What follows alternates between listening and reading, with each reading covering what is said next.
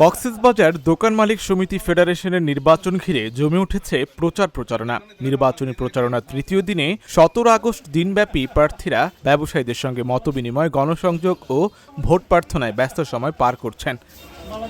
নির্বাচনে সিনিয়র সহসভাপতি পদে প্রার্থী আব্দুর রহমান। তার নির্বাচনী প্রতীক সূর্যমুখী ফুল। প্রচারণাকালে তিনি বলেন, পর্যটন রাজধানী কক্সবাজারের ব্যবসায়ীদের ঐক্য, শান্তি ও শৃঙ্খলা রক্ষায় প্রত্যক্ষভাবে কাজ করতে চান তিনি। সুন্দর কক্সবাজার নির্মাণের এবং কক্সবাজার পর্যটন নগরী সর্বোপরি সর্ব বিপদে আপদে যে ব্যবসায়ীরা থাকে তারা যেন নিরাপদে থাকে, এটাই আমি কামনা করি।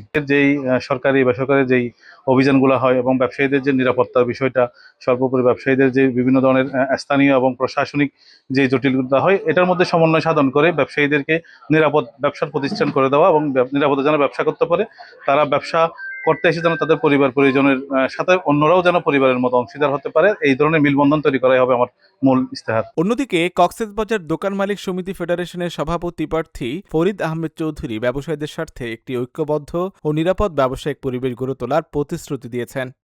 কক্সবাজার পর্যটনের ব্যবসায়ীদেরকে সারা বাংলাদেশের ব্যবসায়ীদের কাছে পরিচয় করার জন্য ব্যবসা করবো।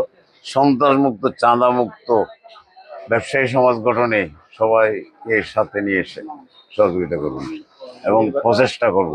খুব শান্ত পরিবেশ হবে বলে আমি আশা রাখি। ১০০ মোটামুটি কোনো সমস্যা ছাড়া নির্বাচন সুষ্ঠুভাবে হবে, আল্লাহর রহমত। আগামী ২৮ আগস্ট অনুষ্ঠিত হতে যাওয়া নির্বাচনকে সামনে রেখে প্রার্থীদের প্রচারণায় ব্যবসায়ীদের মধ্যেও তৈরি হয়েছে ব্যাপক আগ্রহ। শেষ পর্যন্ত কারা ব্যবসায়ীদের ভোটে নেতৃত্বে আসছেন সেদিকে এখন তাকিয়ে কক্সবাজারের ব্যবসায়ী মহল। আশিক আরেফিন, ঢাকা জার্নাল।